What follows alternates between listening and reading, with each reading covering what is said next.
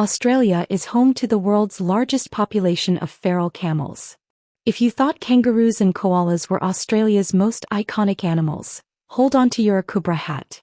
Because hiding in the red-hot heart of the outback is a creature so unexpected, so out of place, and so utterly majestic in its awkwardness, the feral camel. Yes, you heard that right. Australia, the land of surfboards and Vegemite, is home to the largest population of wild camels on planet Earth. How did this come to be? What are they doing here? And why do they sometimes photobomb tourist selfies like it's their full-time job? Let's journey back to a time when the Australian interior was a mystery wrapped in a mirage, filled with dreams of exploration and a whole lot of sand. When British colonists and early settlers tried to explore the vast, arid interior of the continent, a place so dry that even the cacti thought twice before growing, they realized pretty quickly that horses and wagons were about as useful as a chocolate teapot. Enter the camel. Not just any camel, but the dromedary camel, the one with a single hump, perfect for long treks across deserts. Camels were imported mainly from India and what is now Pakistan and Afghanistan. But camels don't work solo. They come with camel wranglers known as cameleers. These men, many of whom were Afghan, Pakistani, Indian, and Middle Eastern Muslims, became known collectively and rather inaccurately as Afghans or Gons. These cameleers were the real MVPs of outback exploration. Without them, Australia's inland development would have been a sandy, sweaty disaster. From the mid-1800s onwards, over 20,000 camels were imported to Australia. They carried supplies, mail, building materials, and even water tanks. Some even helped build the overland telegraph line, which was the 19th century equivalent of getting Wi-Fi in the bush. They traversed deserts, climbed rocky hills, and dealt with flies the size of helicopters.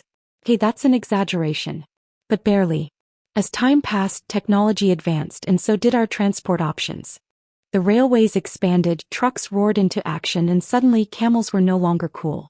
Camels were basically the outdated smartphones of the early 20th century.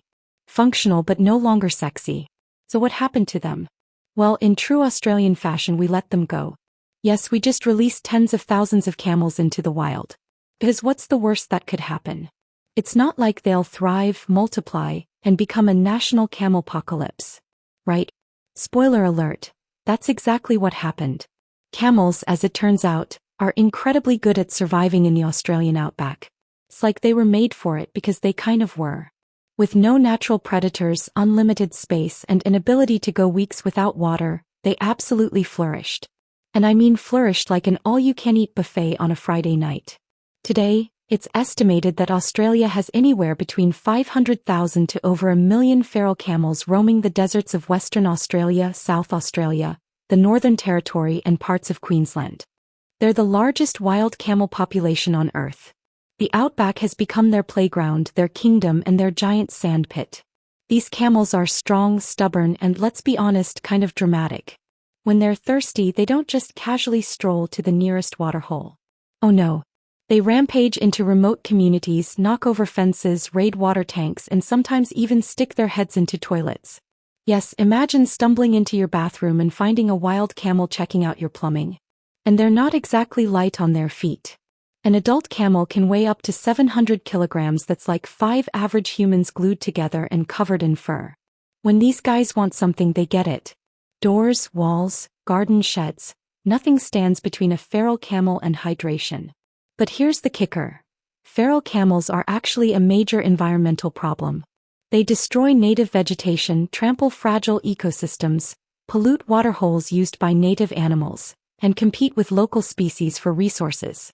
In times of drought, their desperation can lead them to devastating behavior, and they've even been known to die en masse around dried-up waterholes, creating distressing environmental and health issues.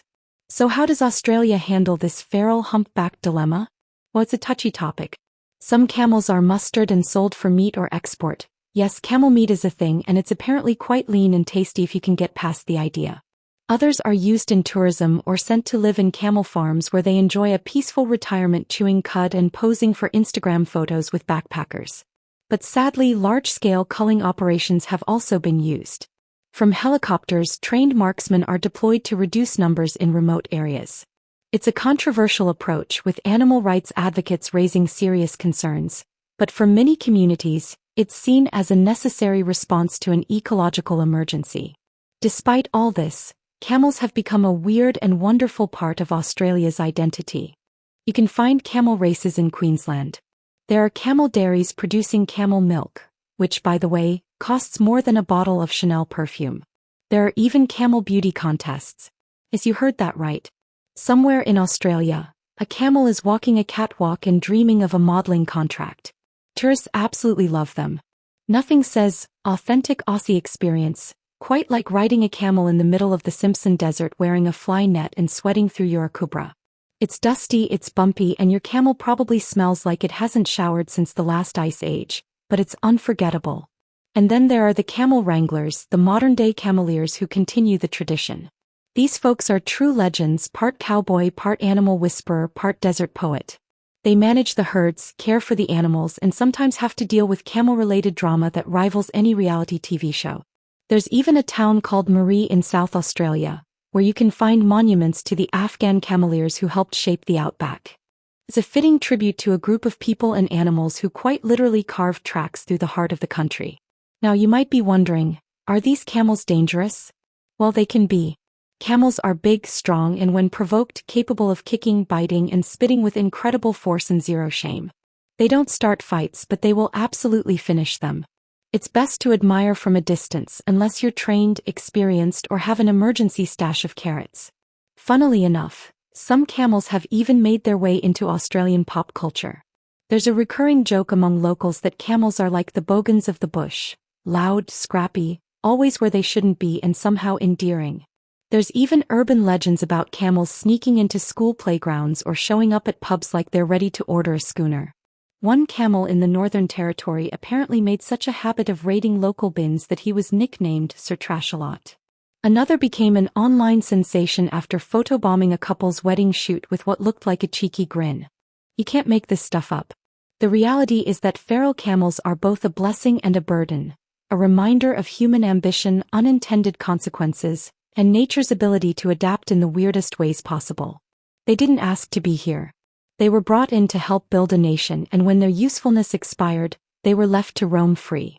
In a strange twist of fate, they became wild again, untamed, unstoppable, and unmistakably part of the Aussie outback. So the next time someone asks you what animals are iconic in Australia, skip the kangaroo and the koala. Tell them about the camels, the dusty, bossy, thirsty, oddly majestic desert kings who rule the red center like it's their own personal kingdom. And if you ever meet one, offer it a drink, but maybe keep your toilet lid shut just in case.